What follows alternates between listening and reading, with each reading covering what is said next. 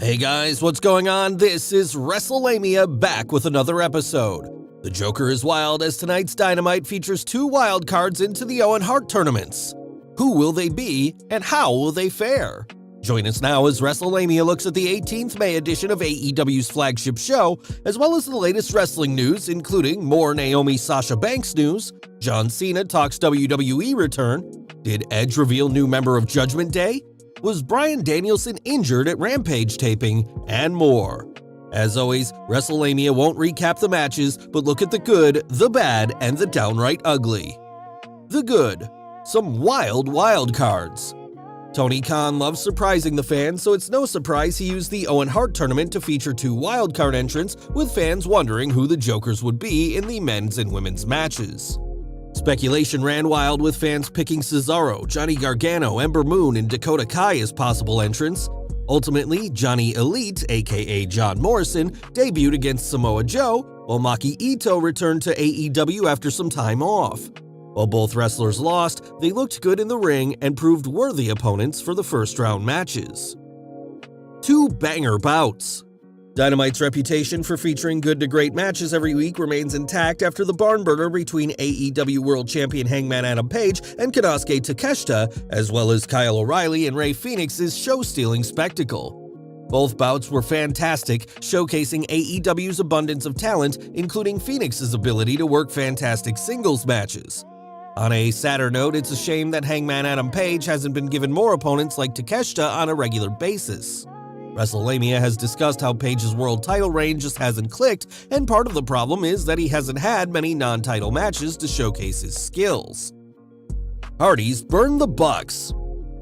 The Hardys versus the Young Bucks feud should be an in-ring classic, and if tonight's interaction is any hint of the future, it should be a classic war of words as well.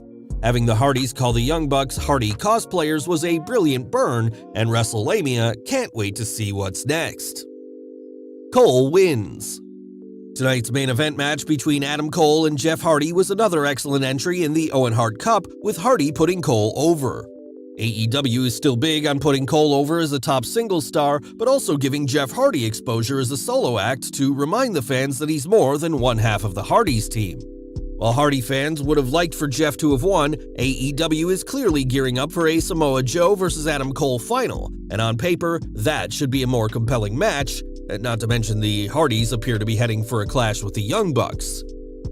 The tourney has featured some great matchups, and while the bouts are being used to further heel-face rivalries, the matches themselves have largely featured clean finishes.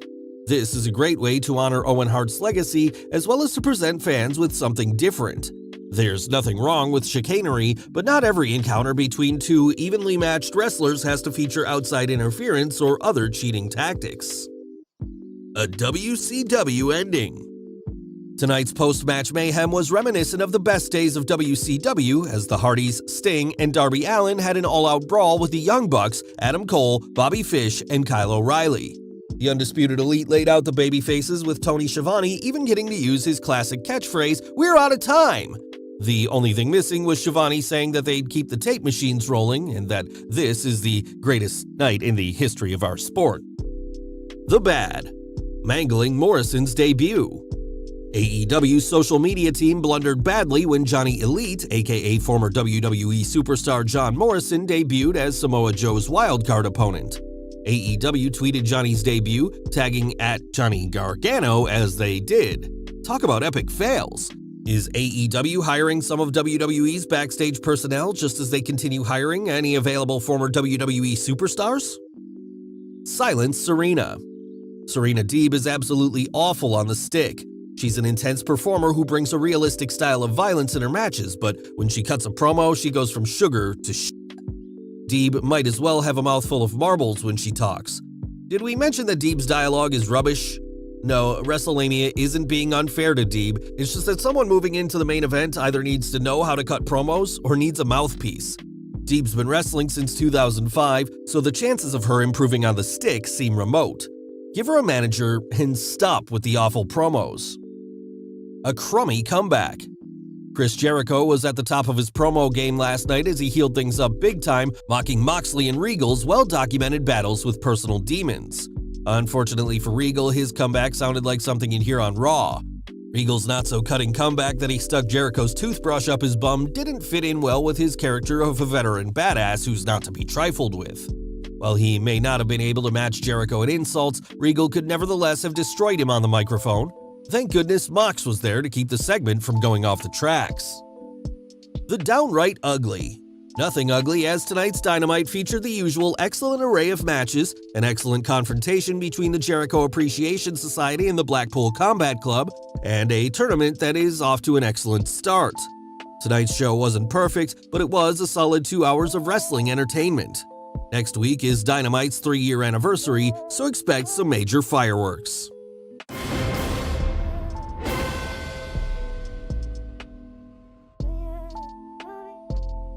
News: the Naomi Sasha saga continues. Wrestling fans continue to speculate what's next for Naomi and Sasha Banks after the women's tag team champions walked out on the WWE on 16th May. While there have been few developments in the story since 18th May, Dave Meltzer is reporting that Naomi, aka Trinity Fatu's WWE contract is going to expire soon. On Monday's show, I mentioned Trinity's contract. So the deal is, and this was brought up to me as well, her contract, I guess it's expiring soon, but she was in negotiations for a new deal. It's possible that they might go with the idea that she's not leaving no matter what. Diamond Dave explained why he thinks WWE is going in that direction. Her family's here and they don't feel the leverage they might have felt with a Kevin Owens or Sami Zayn or someone where if we lowball them, they're going to leave. We have to give them a pretty big offer. In her case, maybe they wouldn't do it, but most people who are getting new deals are getting substantial raises. Meltzer mentioned that the WWE might opt to freeze Naomi and/or Sasha's contracts if they refuse to work, in effect, keeping their careers in limbo until they fulfill the remaining time on their contracts. Meltzer mused that there must be some limit on how long a contract can be frozen, but that it would require a wrestler going to court to obtain relief. Bryan Danielson injured on Rampage? All sorts of rumors are making their way around the internet after a post-match run-in on Rampage saw Bryan Danielson get his leg stuck in the ring rope near the entrance ramp for nearly 10 minutes, with eyewitnesses reporting part of the entrance ramp had to be disassembled to free him. Bryan and Jon Moxley were attacked by the Jericho Appreciation Society after the Blackpool Combat Club's match with Matt Sydal and Dante Martin. Given the apparent seriousness of the situation, fans immediately began to wonder how seriously injured Danielson was. Despite what played out, Brian Alvarez thinks the situation is a work, explaining on Wrestling Observer Radio that, "I'm strongly given the impression that this was all a work from start to finish, so I suppose if we hear otherwise, we will let you guys know. But I think he just came up with a wacky idea and thought it would be funny. It was weird. I mean, it was a long time that he was in there, and if you watch the video, I mean, it looks like Moxley and everybody are there, and they don't seem overly concerned, and they appear to be playing it up with him. And I was told by somebody there that they actually laughed about it." Wrestlelamia will continue following this to see if Danielson was injured or if this is simply a storyline segment. John Cena still hoping for a summer return. Summer will be here before you know it, and if John Cena has his way, he'll be part of the WWE's summer schedule. Cena returned to WWE last summer for a memorable match against Roman Reigns at SummerSlam, not only working the pay-per-view, but appearing on TV. However, can Cena find time in his hectic Hollywood schedule to sneak in a few appearances in WWE? Speaking with Adam Glynn on the Adam's Apple podcast, Cena commented, "Oh, soon. I know in WWE I turn 20 pretty soon, so that's a pretty big thing. From a pretty storied class of folks, Batista, Randy Orton, Brock, we kind of all turned 20 this year, so I'm aware that that's coming around the corner, and who knows, but it's one of those hard truths to bear. There's a lot of cool stuff going on, and I don't want to say no to any opportunities that are on my doorstep. So I don't know when I'll be back, but hopefully it's soon. I've been gone for too long." Cena also provided words of encouragement to the fans about following their dreams, reminding them that it took him 15 years from the time he made the Marine to his current multitude of movie and TV roles. Would you like to see Cena return to the ring? Let us know in the comments below. Did Edge reveal next Judgment Day member?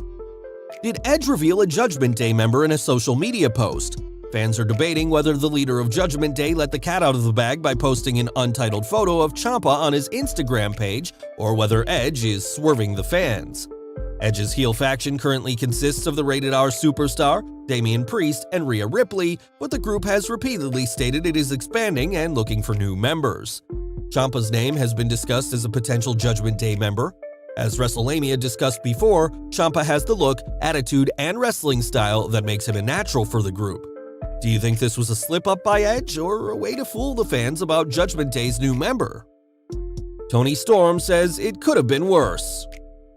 Last but not least, some recent comments from former WWE superstar Toni Storm show that it's always good to keep things in perspective.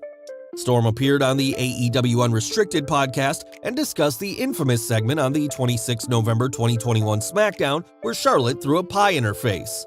According to Storm, things could have been much worse. I was actually quite happy with the segment that day. It was a lot better than the original idea. The original idea was like, I was called up and I was asked if I was comfortable having my shirt ripped off or something.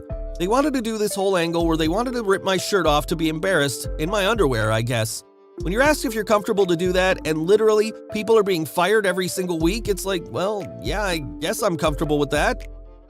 Storm revealed that a number of people spoke out against the segment, and she has no problem with how the pie segment turned out. Well, guys, there you have it, Wrestlemania's look at the 18th May edition of Dynamite, including the good, the bad, and the downright ugly, as well as the latest wrestling news and rumors you need to know. What did you think of tonight's show? Be sure to leave your comments and don't forget to subscribe to our channel, follow us on Instagram and Twitter, and I'll see you next time for some more wrestling content.